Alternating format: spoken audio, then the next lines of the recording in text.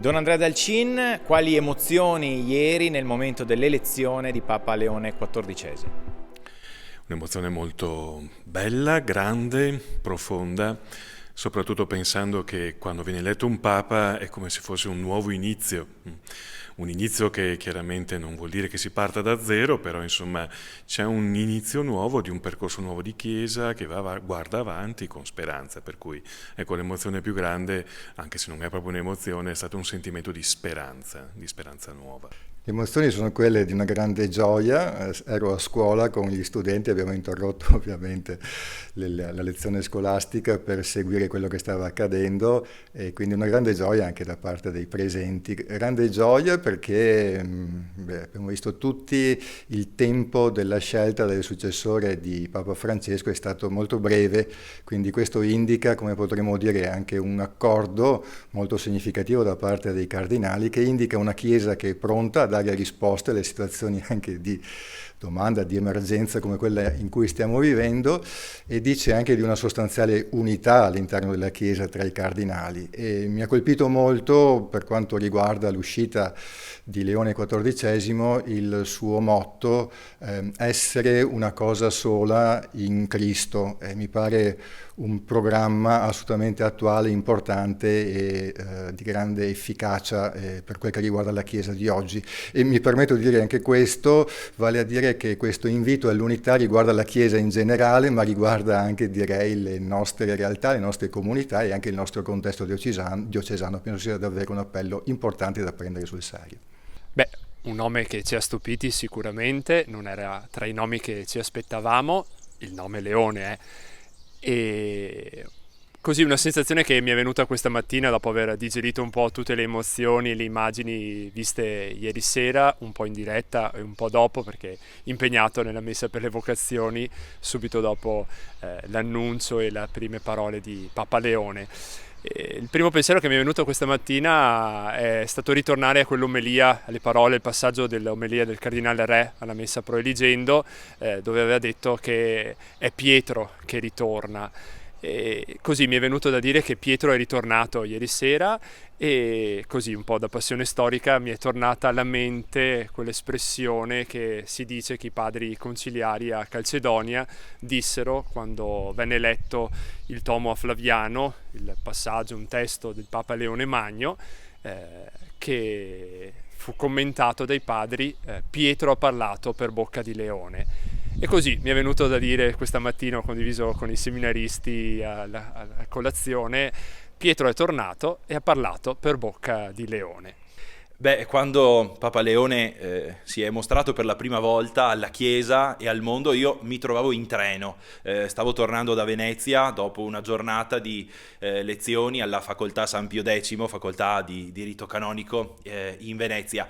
E fondamentalmente era così una situazione quasi surreale nel vagone del treno nel quale mi trovavo.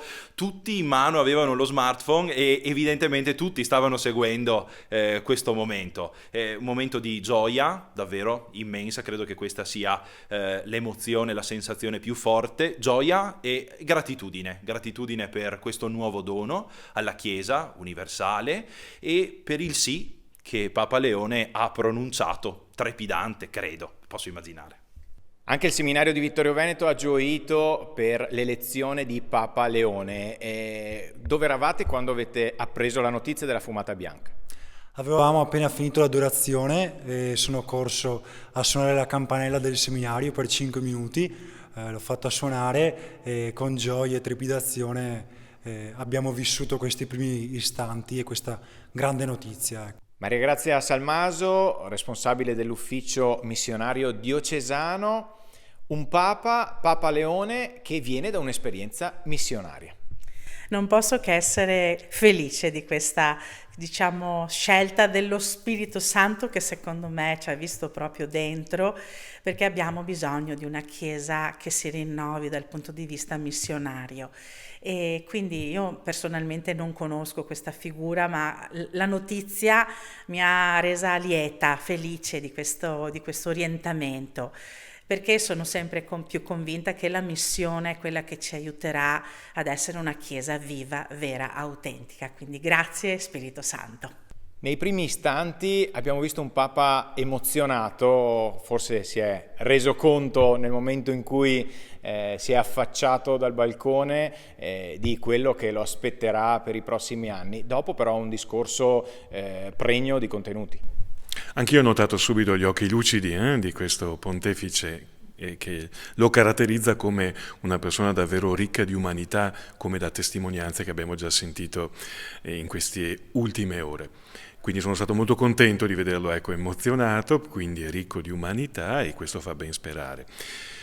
Fa ben sperare soprattutto per quella parola pace che ha ripetuto un sacco di volte e che ci vede proprio tutti coinvolti nel cercare di trovare quella comunione, quell'unità prima di tutto tra noi cristiani, dentro la Chiesa Cattolica, all'interno della Chiesa Cattolica e anche tra le varie confessioni cristiane. E poi naturalmente quella pace di cui ha bisogno il mondo. Un Papa americano cosa sta a significare? È una sensazione un po' strana effettivamente, però insomma a me fa pensare che sia ben radicato dentro la complessità della cultura, della società di questo momento della storia dell'umanità, insomma del mondo. L'America, in fondo noi guardiamo l'America sempre come il paradigma della complessità e dell'articolazione attraverso la quale insomma è composta anche la nostra società contemporanea. E quindi venendo da quel contesto, più tutto l'aspetto che ha vissuto dal punto di vista missionario in Perù, insomma vedo un bel mix di formazione, di background che può aiutare davvero il suo servizio di successore di Pietro. Molto emozionato, faceva impressione, povero, davvero l'emozione, chissà quanti pensieri stavano passando nel suo cuore, nella sua mente, l'abbiamo proprio visto umano nel suo esprimersi e consegnarsi in qualche modo a quel popolo che lo riconosceva il nuovo Pietro, il nuovo pastore, la nuova guida. E bellissime le sue prime parole, ecco, quella pace, l'augurio del Cristo risorto, che sono diventate anche le sue parole, parole che sicuramente hanno scaldato il cuore. Pensavo parola pace, la parola comunione, ha insistito sul tutti, il camminare insieme, i ponti, ecco, parole che abbiamo sentito tanto nel magistero di Papa Francesco, che ieri ci sono state riconsegnate nuovamente e che in qualche modo rimettono tutti in cammino, rimettono la Chiesa in cammino, una Chiesa che è viva e cammina ancora.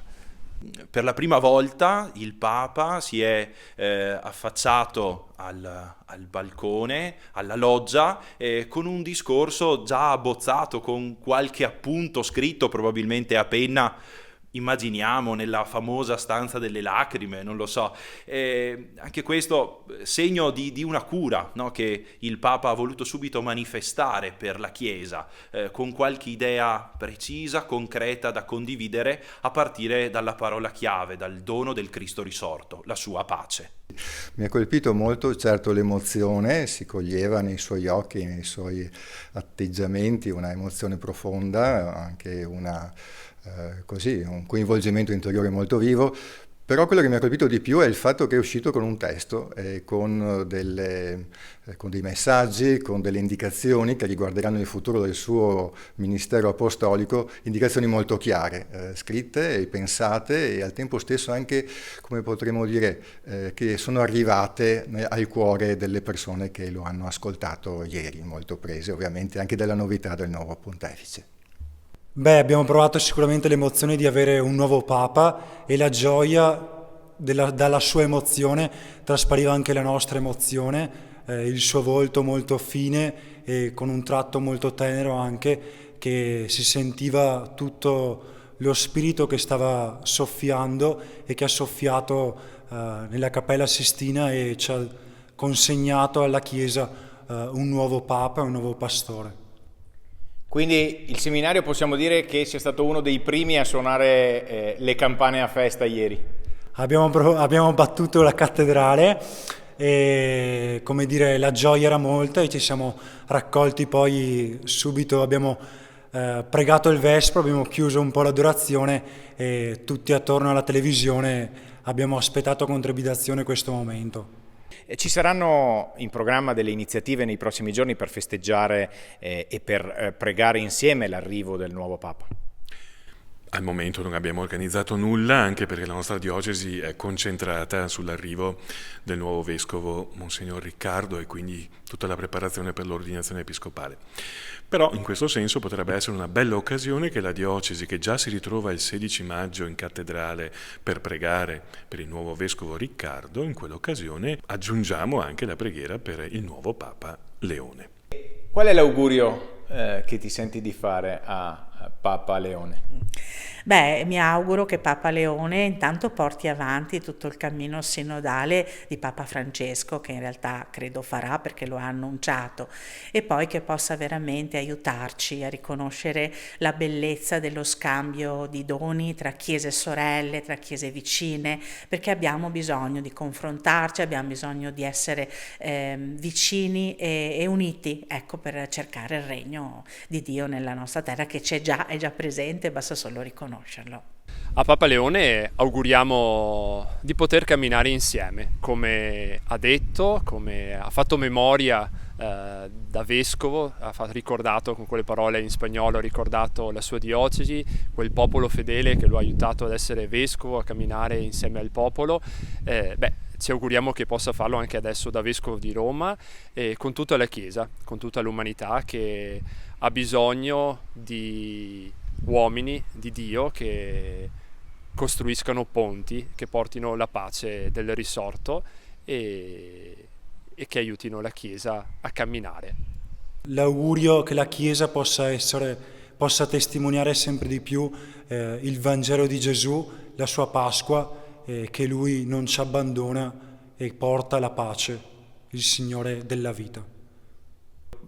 Gli auguro insomma di donarsi alla Chiesa, così come ha fatto dicendo il suo sì all'elezione del collegio cardinalizio, e in ogni passo, ecco, della sua vita, che possa essere un dono per la Chiesa, per i preti, per i giovani, per quei ragazzi che nella loro vita stanno sentendo che il Signore li chiama a diventare preti per la sua Chiesa. Che ci aiuti proprio a ritrovare dal punto di vista personale, ecclesiale, comunitario e sociale quella pace che ha augurato all'inizio a tutti, la pace del risorto. Ecco, io sono proprio convinto che se una persona ha nel cuore questa pace del risorto è capace anche di costruire relazioni di comunione con chi gli sta vicino. Per cui gli auguro, ecco, di continuare su questa indicazione che ha dato nelle sue primissime parole.